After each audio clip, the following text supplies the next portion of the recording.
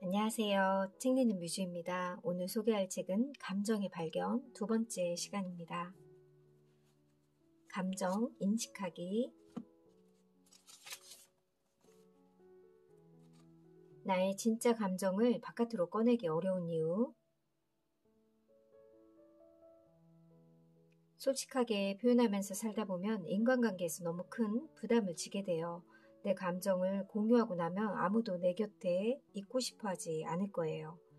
부모님이 저를 사건의 증인을 보호하듯이 키운 것 같아요. 절대 아무것도 누설하지 말라고 했거든요. 이것이 우리가 봉착한 문제이다. 하지만 자신의 감정을 인식하지 않고서는 이를 조절하는 데 필요한 기법을 배울 수 없다. 감정을 인식한다는 것은 곧 우리가 항상 뭔가를 느끼는 존재임을 아는 것이고, 인생에서 매 순간 감정을 경험한다는 사실을 인정하는 것이다.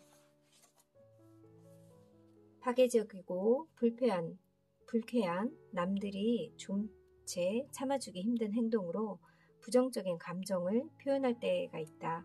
이럴 때는 다가와 손을 내밀어 주거나 도우려는 사람을 거부하는 경우가 많다. 친구를 피하고 사회적 활동을 중단하며 스스로 고립을 택하기도 한다. 그저 혼자 있고 싶을 뿐이라면서 모든 게 괜찮다는 신호를 보내겠지만 실상은 그렇지 않다. 겉으로는 다 필요 없어, 괜찮다고 외치겠지만 감정은 관심을 갈구하고 있다.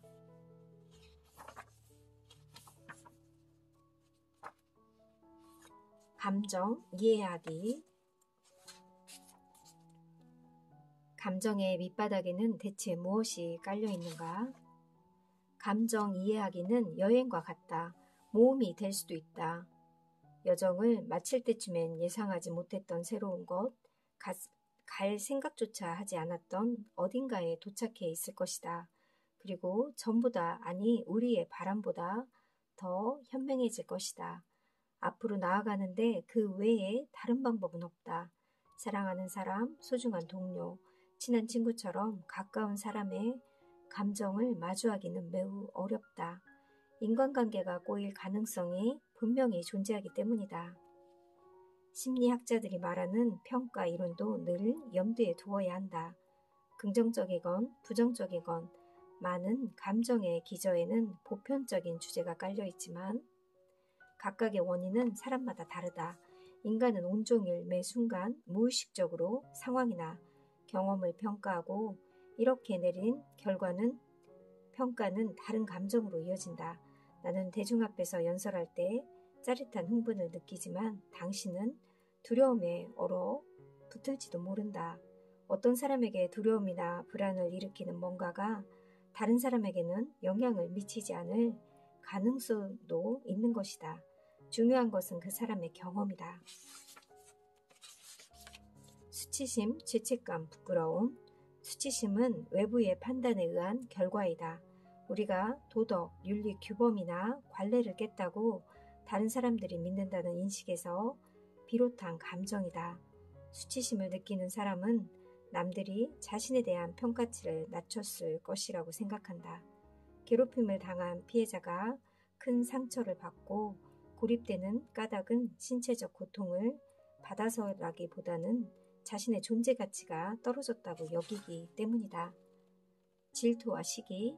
질투는 소중한 사람을 다른 사람에게 빼앗길까 두려워하는 마음이다.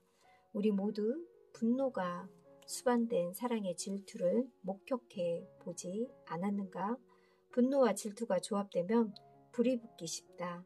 반면 시기는 다른 사람이 가진 뭔가를 원하는 마음과 관련이 있다. 그 대상은 사람, 물건, 쥐, 심지어 명성일 수도 있다. 시기심은 갖지 못한 것에 대한 갈망에서 비롯하여 갈망하는 대상을 얻으려는 노력의 동력으로 작용하기도 한다. 시기의 순기능인 셈이다. 하지만 반대로 갈망하는 것을 가진 사람들을 향한 분노와 공격성으로 이어지는 경우도 있다.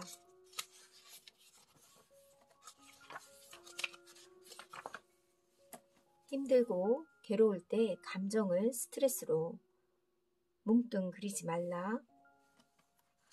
학교나 직장에서 감정에 이름을 붙일 때 가장 흔히 겪는 어려움은 모두가 스트레스라고 부르는 것에만 집중한다는 점이다.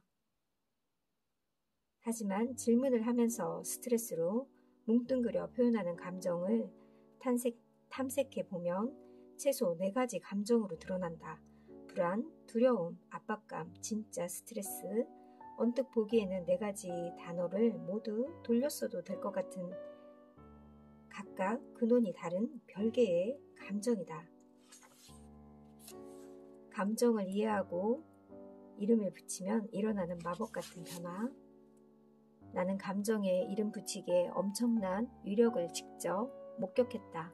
심지어 아이가 아닌 내 아버지에게서 말이다. 아버지가 78이 됐을 때 새어머니 제인에게서 이메일이 왔다.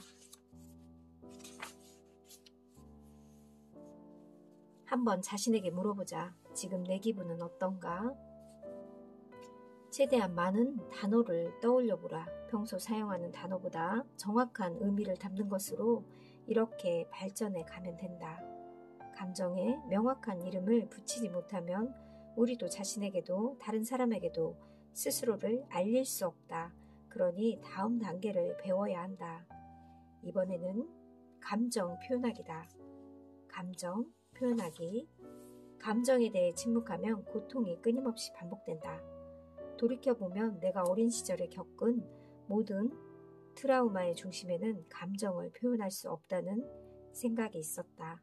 오늘날 여성, 남성, 아이 할 것 없이 성적 학대나 추행을 당했으면서도 아무것도 말하지 않거나 가해자들을 밝히지 못한 사람들에 대한 이야기가 자주 회자된다.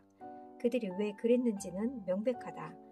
많은 이들이 그런 일을 입 밖에 꺼내면 수치심과 죄책감이 들어 더욱 견디기 힘들어질 거라고 믿기 때문이다.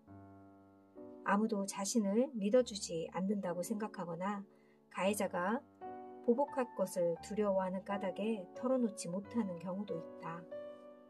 이런 감정 표현하지 못하면 고통이 끊임없이 계속된다. 침묵이 폭행만큼이나 피해를 주는 셈이다. 모두 행복하다는 거짓말을 하며 살아간다. 다들 행복하다고 거짓말을 한다. 대단한 거짓말도 아니다. 아무도 속아 넘어가지 않으니 말이다.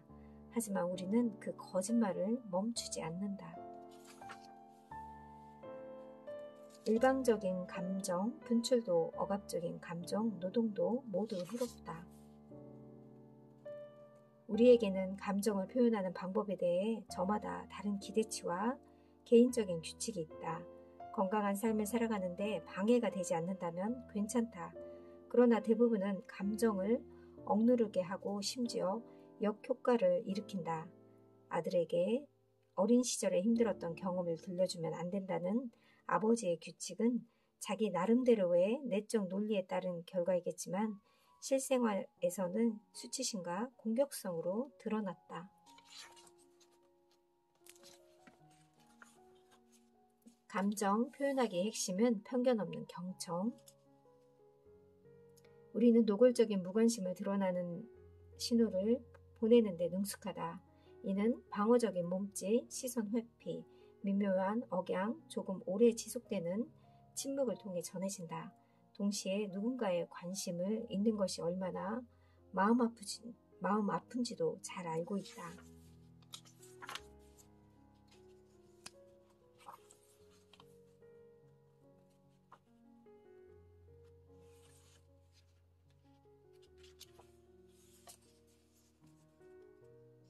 감정을 표현하면 몸도 더 건강해진다. 감정을 표현으로 얻을 수 있는 구체적인 이점은 다음과 같다.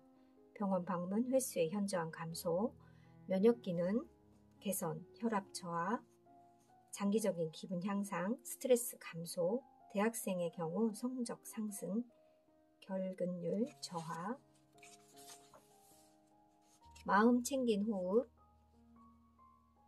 2분마다 시간을 내서 하던 일을 멈추고 긴장을 푼 뒤 자연스럽게 호흡하기를 권한다.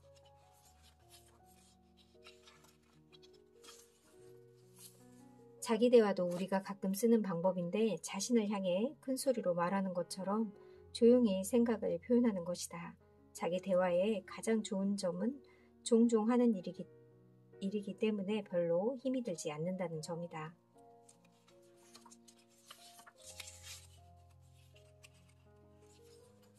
신체가 건강해야 감정도 건강해진다. 수면의 질이 낮거나 부족한 상황이 감정에 미치는 영향도 비슷하다. 피곤하면 방어력을 비롯한 정신적 능력도 떨어진다. 잠은 원기를 회복하는 작용을 한다. 충분히 잠을 자지 못하거나 너무 많이 자면 불안, 우울, 피로감, 적대감이 더 커진다.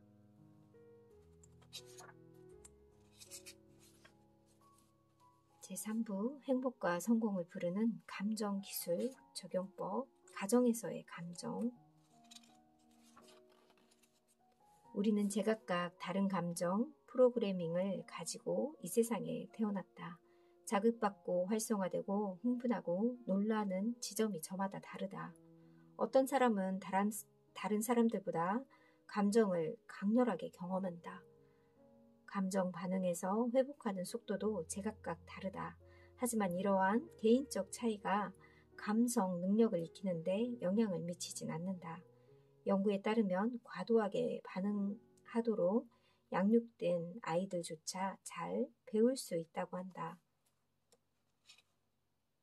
이런 점을 감안할 때 어떻게 해야 좋은 가정 환경을 만들 수 있을까? 우리 아이들과 사랑하는 사람이 지지와 존중을 받고 소중히 여겨지고 충분히 이해받으며 자신의 말을 귀담아 들어준다고 느낄 만한 가정 말이다.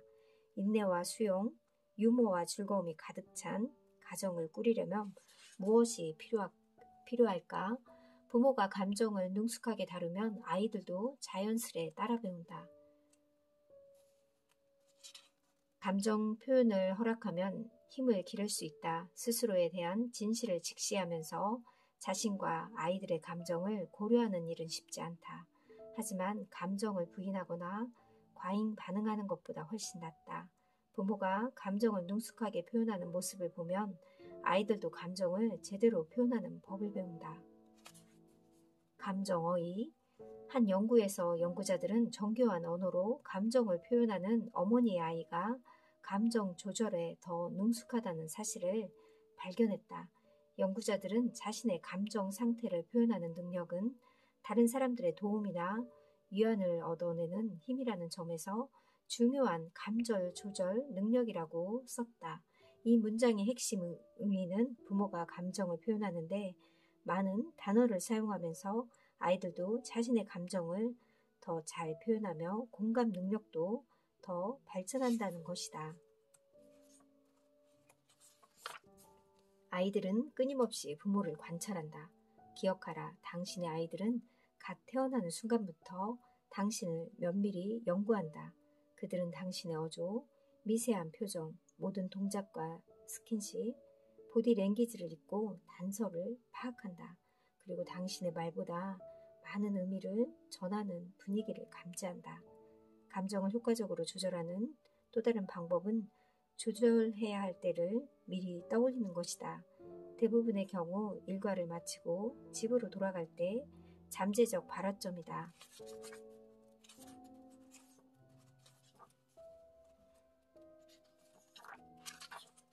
오늘날 대학생에게 필요한 경쟁력은 사회 정서적 능력이다.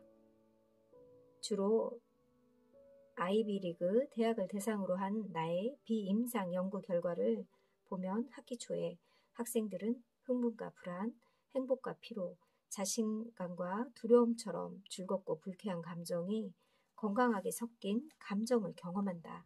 하지만 중간고사가 되면 대부분이 스트레스, 압도감, 좌절감을 느낀다. 이유를 물어보면 스트레스를 받지 않고 성공할 수 없는 법이죠. 라든가 무슨 대가를 치르더라도 참고 견뎌야 합니다.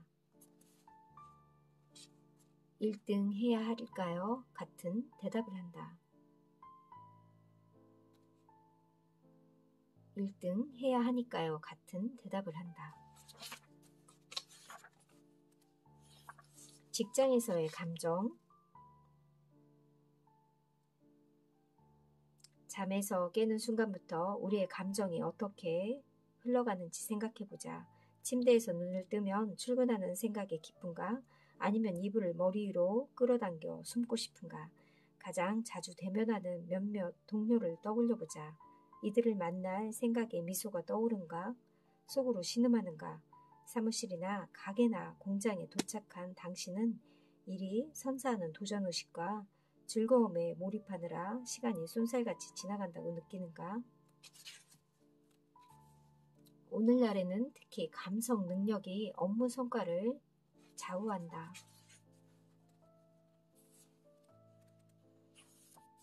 나쁜 상사는 감성 지능이 낮고 좋은 상사는 감성 지능이 높다.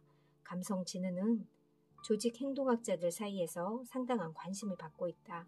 토론토 대학교의 로트먼 경영대학원 스테판 코테 교수는 20여 년 동안 연구를 통해 감성 지능을 구성하는 일렬의 기술이 직장에서의 중요성과 관련이 있다는 사실을 증명했다. 감성 지능과 연관된 직장 내 성과들은 목록은 다음과 같다. 창의성과 혁신성, 조직 헌신, 직업 만족도, 고객 서비스 등급, 경영 성과, 팀원들의 사회적 지지, 리더십 창출, 감정 노동 강도가 높은 업종에서의 업무 성과, 성과급. 우리가 알아낸 점은 다음과 같다.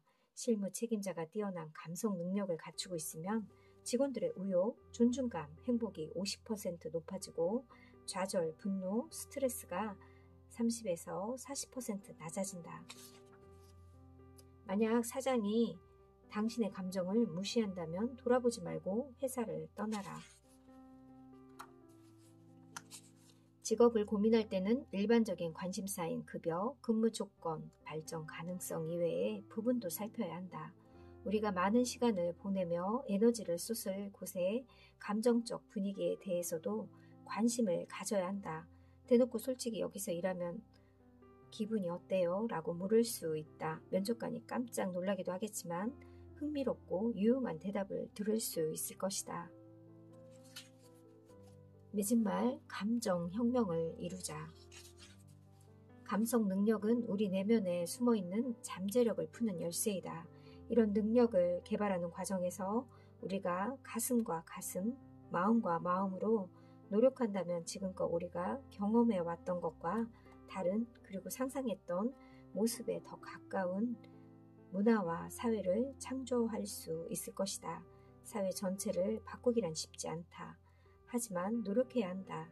우리의 미래 그리고 우리 아이들의 미래가 바로 그 노력에 달려있다. 더 이상 괜찮은 척, 멀쩡한 척, 행복한 척 말라. 감성 지능을 행복과 성공의 원동력으로 바꿔주는 감정 과학의 힘.